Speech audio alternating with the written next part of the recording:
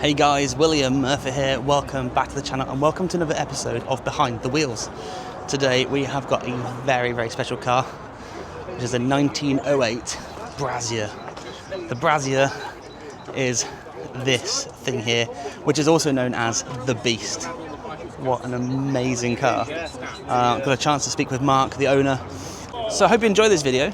I've really enjoyed talking to the owner and learning about the car and bits and pieces. I'm going to go away and do a bit of research on the history of it as well. Try and give a bit more background information and details for you. But what an incredible car, and what an amazing thing to sort of share and show us all. I'm going to try, when he's out ready to go, I'm going to try and get out in the car with my camera strapped to the back of it and then get some rolling shots as well. But wow. Anyway, enjoy this video.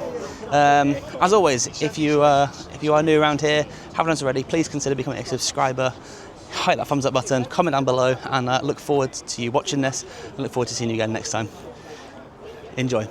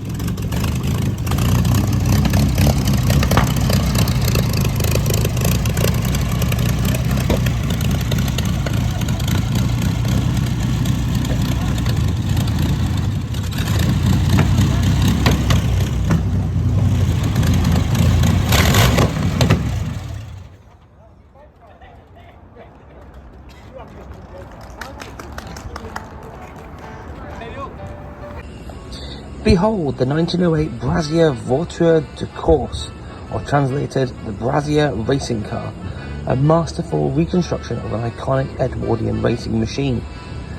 In 1886, Charles-Henri Brasier began his engineering journey with Moors, contributing to early steam engine experiments.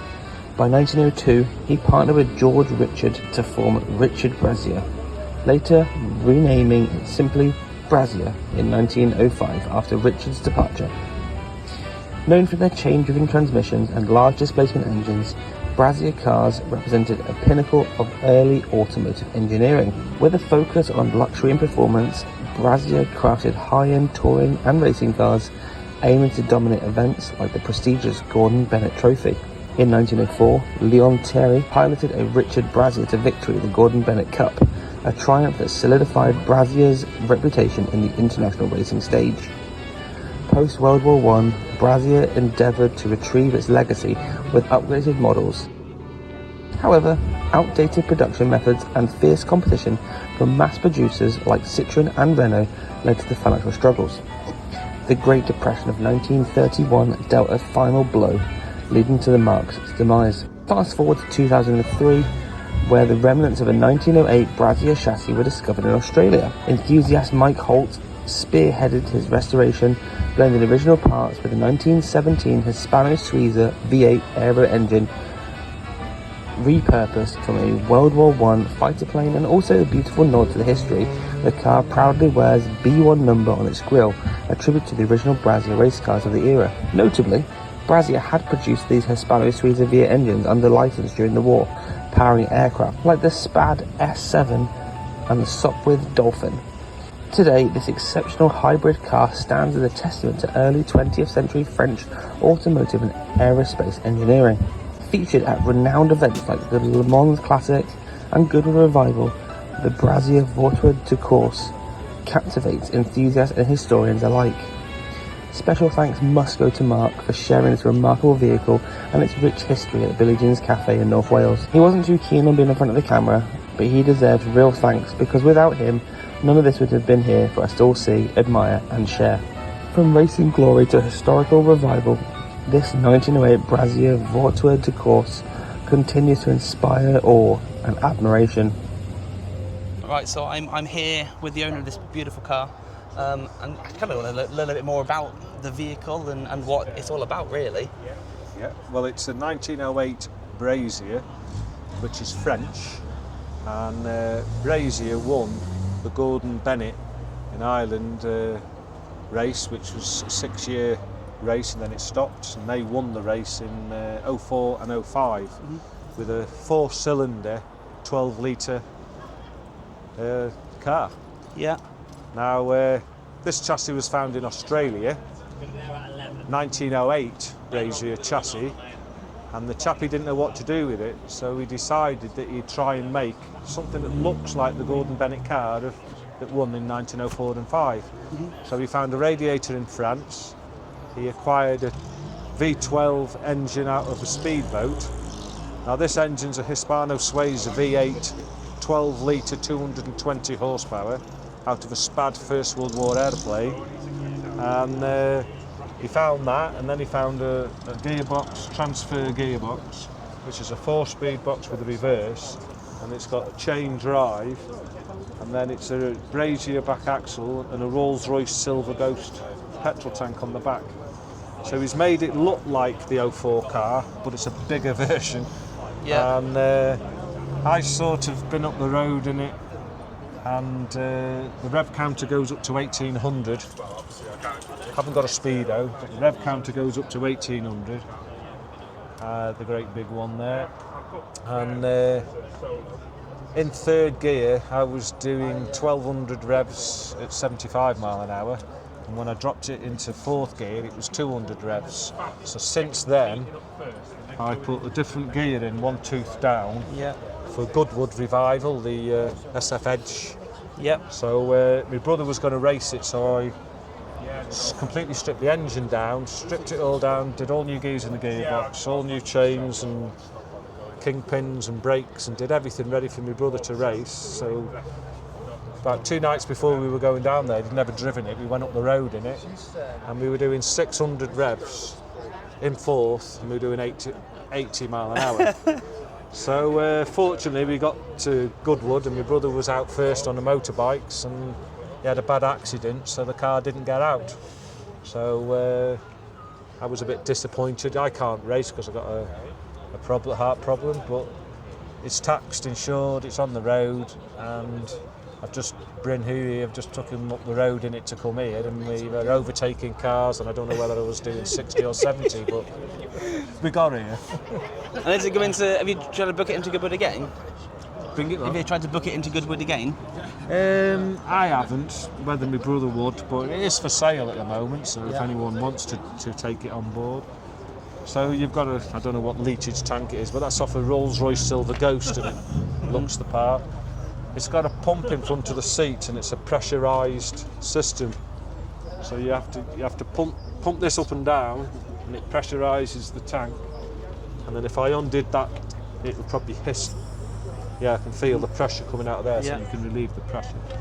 You can smell it now, actually. Yeah. You have got a silencer system I can put on, which I heard you say earlier it makes no difference, really. Well, or very little difference. Well, you can feel the heat off the exhaust when you're driving it at the moment. So, if I heard it right, so you class this setup as your winter mode. Yeah. so the hot air keeps the driver and passenger warm. Yeah. Oh, it's incredible.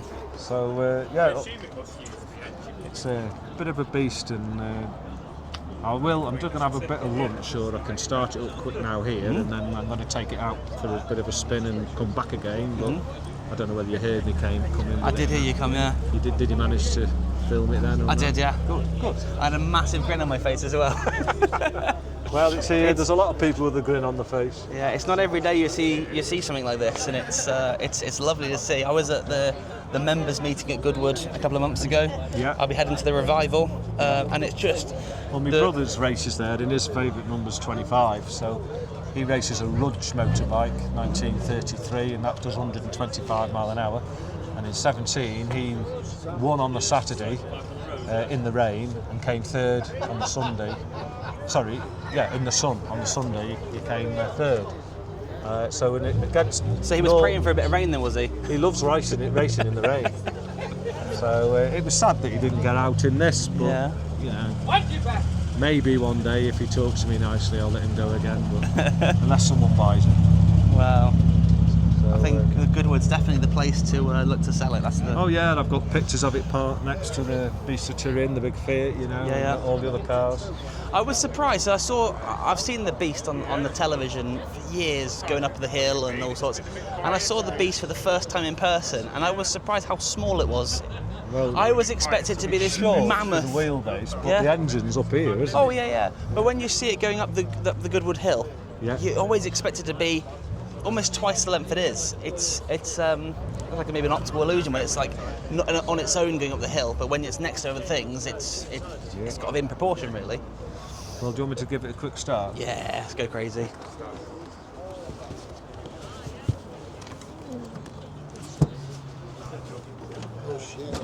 Yeah. Get your sausages and put them there.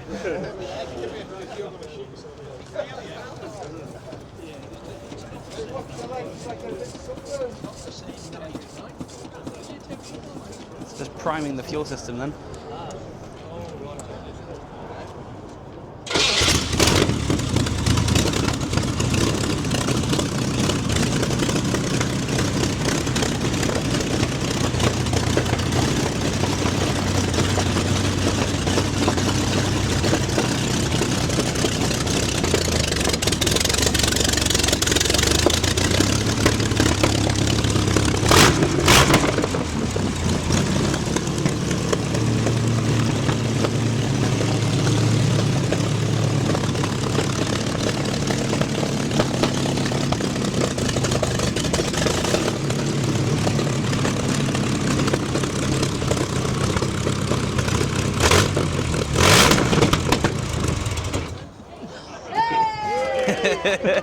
Well, it's definitely a crowd pleaser. Oh yeah. Brought them all out, left the chips there.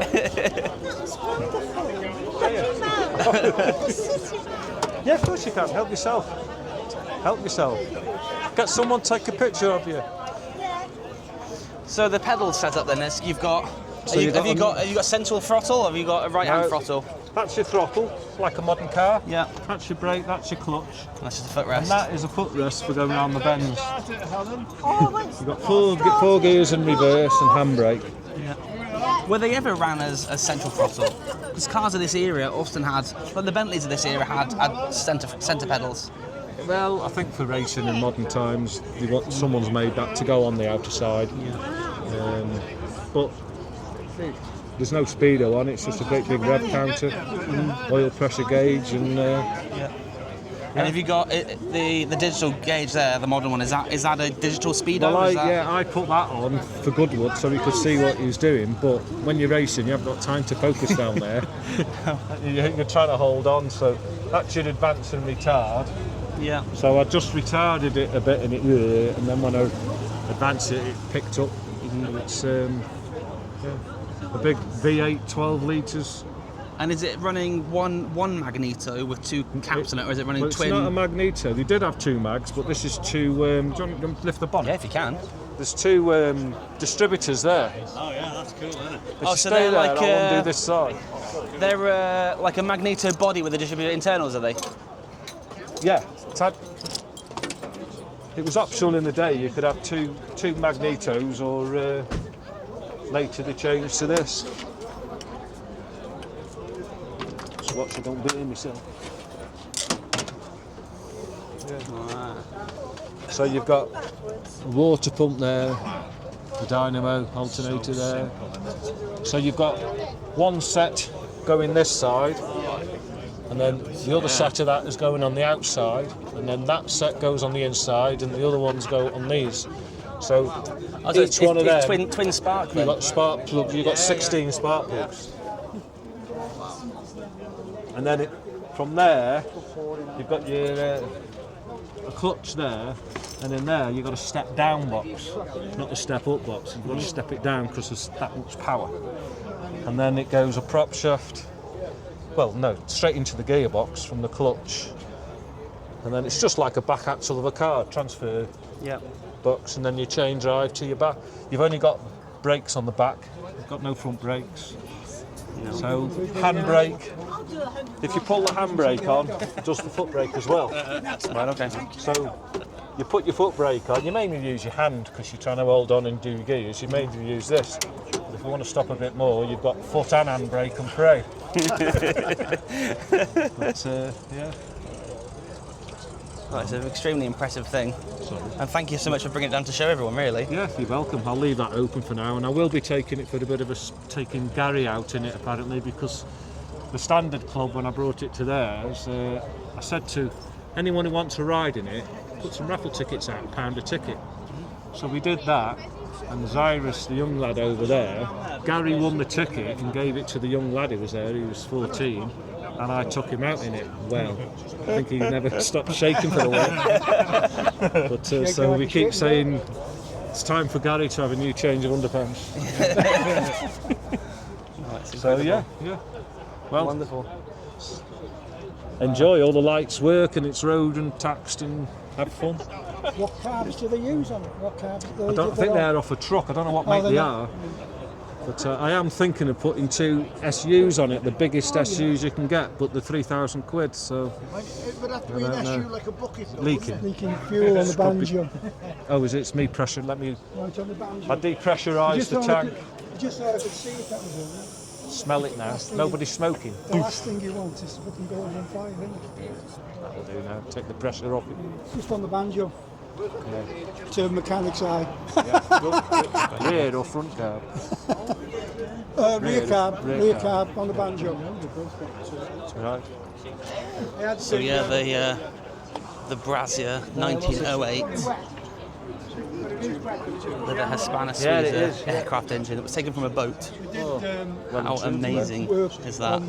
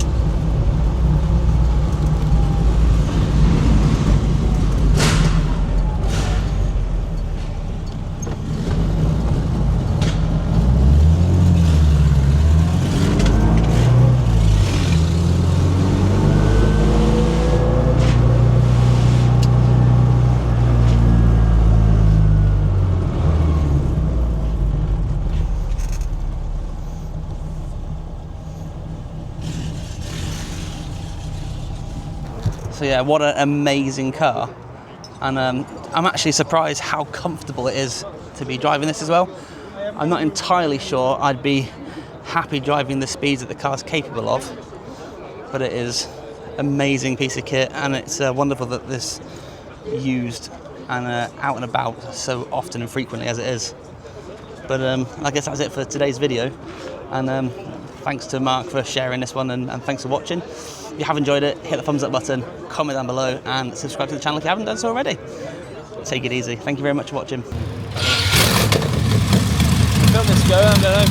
Have a good evening. And you. Stay well.